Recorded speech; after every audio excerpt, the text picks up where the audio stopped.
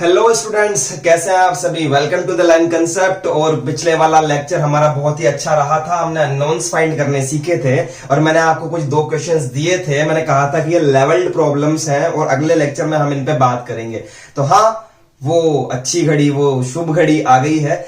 हम बात करने जा रहे हैं आज उन पुराने दो लेक्चर्स के लेवल्ड क्वेश्चंस के बारे में। तो देखिए, हमारे पास में क्वेश्चन है ये वाला, मैंने दिया था आपको पहले। सबसे पहला काम तो यहां पर सॉल्यूशन लिखने का है और दूसरा काम यहां पे x की वैल्यू को a से कंपेयर करने का है। तो a का वैल्यू यहां से क्या मिला, 0 मिल गया। ठीक है, अब देखिए दूसरी बात मैं आपसे करता हूं। आप इस फंक्शन को पहले तो एडिट कर लो। एडिट होता हुआ मुझे दिख रहा है cos 2x के फॉर्मूले से। हमने पढ़ा था cos 2x equal to 1 minus 2 sine square x and cos 2x का एक दूसरा फॉर्मूला भी होता है। वैसे तो 4 होते हैं, ऐसे मत सोचना कि सर को याद नहीं है। याद है मुझे, लेकिन मैं 2 ही बता रहा हूं क्योंकि ये काम ही इतने ही आ रहे हैं अभी। 2 cos स्क्वायर x माइनस 1 होते हैं ना बच्चे की, मतलब सर आपको आता है क्या चारों बताओ। तो देखो सामने यहां पर ये जो फंक्शन है ये वाला, ये सॉल्व हो सकता है कैसे, मैं कंपेयर कर रहा हूं, ध्यान से देखना। ये वाला जो फर्स्ट वाला जो आइडेंटिटी है, इससे मुझे चाहिए 1 माइनस कोस थीटा। तो वो फर्स्ट वाले से बनेगा। सेकंड वाले से क्या बनेगा, जब मैं 1 को इधर लेकर आऊंगा तो प्लस में बनेगा cos 2x प्लस 1। तो इससे तो मुझे लेना देना ही नहीं है। मुझे लेना देना है इससे कि 1 माइनस कोस बन जाए। तो इसको लिया हो इधर उठा के, तो क्या बना, 2 sine square x is equal to 1 minus cos 2x। ये हमने बात पिछले लेक्चर में कर ली थी। आज मेरा गला बहुत ज्यादा खराब है, तो प्रॉब्लम हो रही होगी वॉइस में, तो उसके लिए माफी चाहूंगा।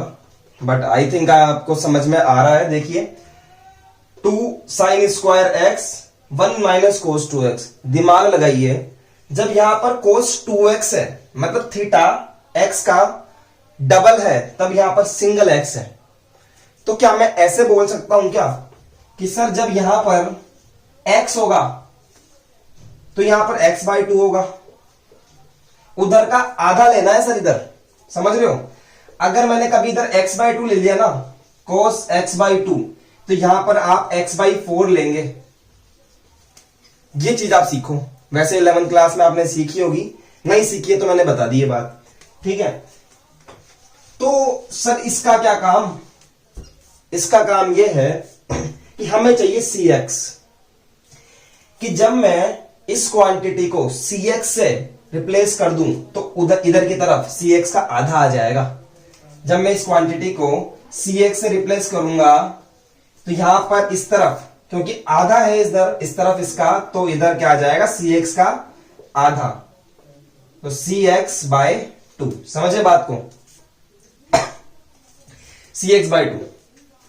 तो 1 माइनस कोस cx की जगह पर मुझे लिखना है 2 sine square cx by 2। 2 sine square cx by 2 और नीचे की तरफ क्या है, x साइन x। अच्छा जी साहब, समझ में आई क्या बात। अब हमने ये काम कर लिया और यहां पर ठीक है 1 बाय 2 यहां पर है, x is not equal to 0 and x equal to 0। इसको मैं, चलिए इसको लिखिए फिर हम करते हैं काम। यस, तो एवरीवन, हमने ये क्वेश्चन यहां पर कन्वर्ट कर लिया था और हम जानते हैं कि कंटिन्यूटी के लिए क्या कंडीशन होती है, LHL equal to function of value of function and this RHL। तो सबसे पहले हमें काम क्या करना है, सबसे पहले हमें यहां पर काम करना है LHL को फाइंड करने का 0 से छोटे के ऊपर। तो जैसा कि फंक्शन में जानता हूं, लिमिट x टेंड्स टू 0 है तो 0 नेगेटिव, fx कौन सा लेना है, ये वाला 2 साइन स्क्वायर cx बाय 2। बड़ी अच्छी कैलकुलेशन होने वाली है, आपको बहुत अच्छा लगेगा। ये काम समझ में आया। इसके बाद में हम लेते हैं लिमिट h टेंड्स टू 0 और x की जगह पर पुट करते हैं a माइनस h। सब जगह पर आप a माइनस h पुट कर दीजिए। साइन स्क्वायर, देखिए c की जगह c रहेगा, x की जगह पर a minus h divided by 2। यहां आएगा a minus h sine a minus h। After that आप a का वैल्यू पुट करेंगे जो कि 0 है, f minus h two sine square c as it is रहेगा माइनस एच, तो यहां आएगा माइनस का c h, this is 0 and minus h by 2 divided by यह 0, यहां 0 है, यहां माइनस एच, ये साइन, और यहां पर भी माइनस एच। दिख रहा है आप सभी को, ये वर्ड विजिबल हो रहा है स्क्रीन पे? हाँ जी, तो देखिए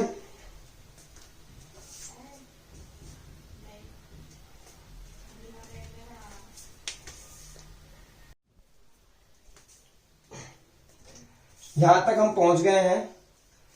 इसके बाद देखिए हमें क्या काम करना है, अब h की वैल्यू नहीं रखनी है क्योंकि यहां पर कुछ प्रॉपर्टीज लग रही है।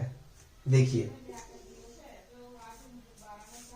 ये as it is limit h tends to 0 f minus h is equal to 2 as it is.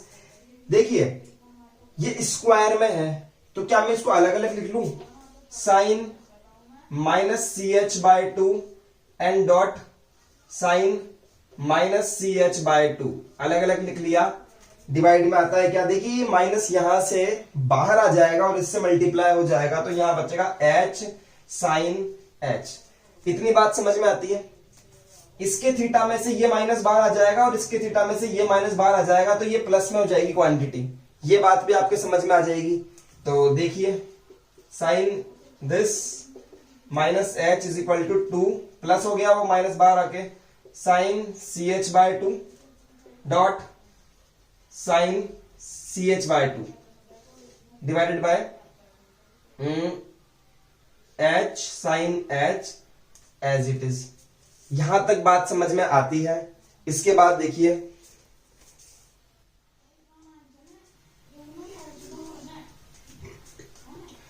तो इसके आगे का हम देखते हैं।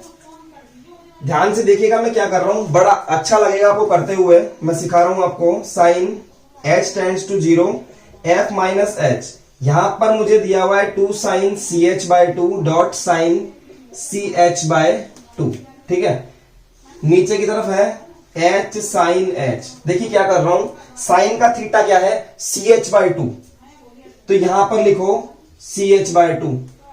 मैं डिवाइड कर रहा हूं सी एच बाय 2 से, यहां पर भी सी एच बाय 2 है तो यहां पर भी सी एच बाय 2 से डिवाइड किया है, तो इसको कंपनसेट करने के लिए मुझे सी एच बाय 2 से मल्टीप्लाई भी करना पड़ेगा।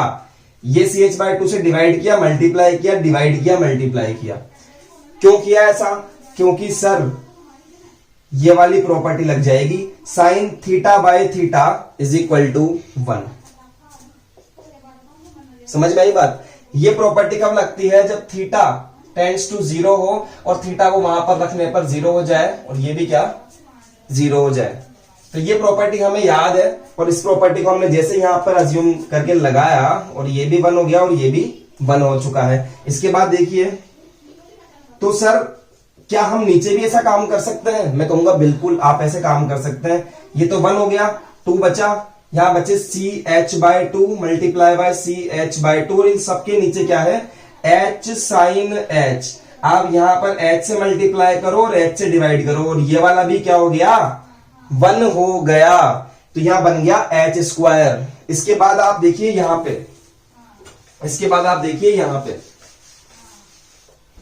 इसके बाद जैसे ही आप यहां पर देखेंगे limit h tends to 0 f minus h is equal to, देखिएगा ऊपर बन गया 2c square h square divided by c square h square divided by 4 and upon में मेरे पास में है h स्क्वायर, h स्क्वायर। अब मैं इस h स्क्वायर के नीचे 1 अज्यूम करके इसको ऐसे पलट के ऊपर लेकर जा सकता हूं ना, तो सिंपल सी कैलकुलेशन है, h tends to 0 f minus h is equal to 2c square h square multiply by 4 1 by h square, और h स्क्वायर से h स्क्वायर कैंसिल हो गया, 2 से यहां पर 4 भी 2 बार कैंसिल हो गया, तो हमारे पास में जो LHL आई है उसका नाम क्या आया है, वो आई है c स्क्वायर बाय 2। समझ में आया, c स्क्वायर बाय 2। अब हमारे पास में ये LHL आ चुकी है, अब हमें पता है बाय इक्वेशन नंबर 1, तो यहां LHL लिख दीजिए c²/2 और f0 पे वैल्यू कितनी है 1/2। इस 2 को इधर ले जाइए, c²/2 is equal to, sorry यहां पर से 2 चला जाएगा यहां पे, तो 2/2 ये हो गया कितना 1। तो क्या आ गया c² इज इक्वल टू 1, और जब मैं c को c पर से स्क्वायर हटाऊंगा तो ये आ जाएगा √1, और √1 की वैल्यू होती है ±1। तो c की वैल्यू क्या आ गई आपके पास में ±1। बड़ा खतरनाक सा दिखता हुआ क्वेश्चन था, थोड़ी सी अच्छी सी कैलकुलेशन थी, उसके बाद में हम ये काम कर पाए। समझ पा रहे हैं बात को? तो इजीली हो गया क्वेश्चन, अच्छा क्वेश्चन है। और लिखिए इसको, एक क्वेश्चन हम और करते हैं, इस लेक्चर का हमारा लास्ट क्वेश्चन होगा वो, तो आप लिखिए इसको। तो हमारा अगला क्वेश्चन ये है, हमें यहां पर m के लिए कंडीशन फाइंड करनी है। क्या कह रहा है? कंडीशन फाइंड करिए m के लिए, मतलब m की कोई वैल्यू नहीं है, m की कोई कंडीशन है यहां पर। तो सर कैसे फाइंड की जाए? अरे भैया मैं एक ही कॉन्सेप्ट जानता हूं कि इस x को ऐसे कंपेयर कर लो और एक की वैल्यू निकाल लो जिसका नाम है 0।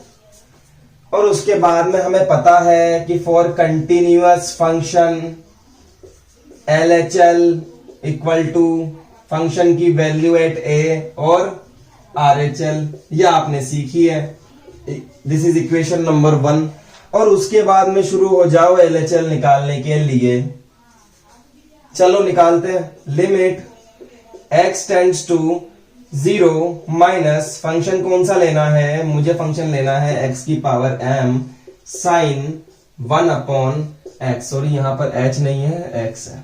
ओके, हमें ये फंक्शन लेना है। इसके बाद में हमें काम क्या करना है? इसके बाद में हमें करना है लिमिट, यहां पर h से रिप्लेसमेंट, यहां पर करना है a माइनस h, x की जगह पर भी same to same a minus h raise to the power m sine 1/a minus h। ये बात आपके समझ में आनी चाहिए, सिर्फ a माइनस h पुट किया है। उसके बाद में मैंने a का वैल्यू पुट कर दिया which is 0, here minus h and here also minus h raised to the power m sin minus h। बोलिए भैया समझ में आई क्या बात? इस माइनस को यहां से यहां भी लिख सकते हो आप, टेंशन लेने की बात नहीं है। अब इसके बाद देखिए, ये तो एज इट इज रहेगा लिमिट वाला जो चीज है। हम इसकी बात करते हैं। क्या मैं इसको ऐसे लिख सकता हूं कि -1 की पावर भी m और h की पावर भी m, मतलब -1 की पावर अलग लिख दी, h की पावर अलग लिख दी, और यहां से -1 को कॉमन निकाल लिया। कॉमन निकाला मतलब साइन के थीटा से -1 बाहर आ गया, आ सकता है वो। और यहां क्या बच गया साहब? यहां बच गया 1/h बच गया। ये बात समझ में आई आपके? यहां पर अलग अलग किया था, किस कंडीशन के थ्रू किया था कि अगर a की पावर n है और b की पावर भी n है, पावर सेम होती है, तो इन दोनों का मल्टीप्लाई करके हम लोग पावर n लिख सकते हैं। ये कंडीशन अगर आपको नहीं पता है तो आप लिख लीजिए, ठीक है। एक दूसरी कंडीशन तो आपको ऑब्वियसली पता होगी कि जब बेस सेम होते हैं तो पावर्स ऐड हो जाती है। तो यहां -1 की पावर m है, यहां -1 की पावर 1 है, तो ऐड हो जाएगी -1 की पावर m + 1 हो गई क्या, और h की पावर m, और यहां आ जाएगा साइन 1/h।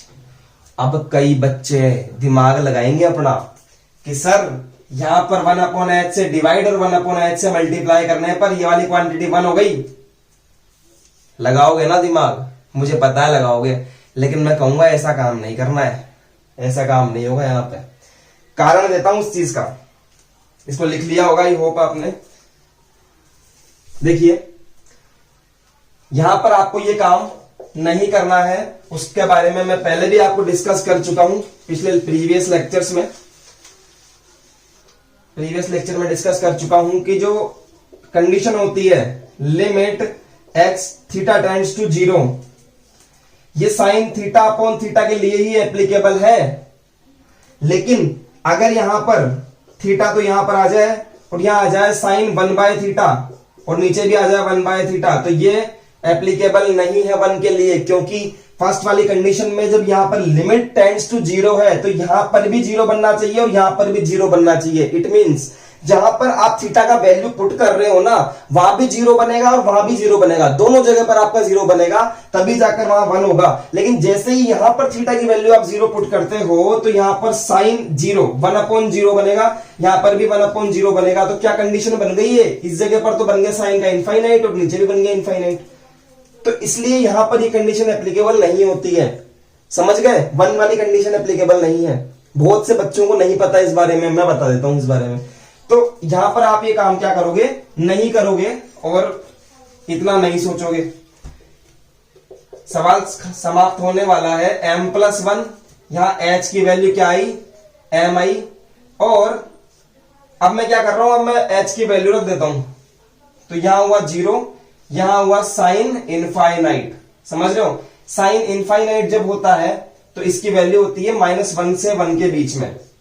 m+1 0 m -1 2 +1। अब सोचने की बात आ गई महाराज कि LHL ये है, हमने क्या निकाली LHL, हम यहां आके अटक गए।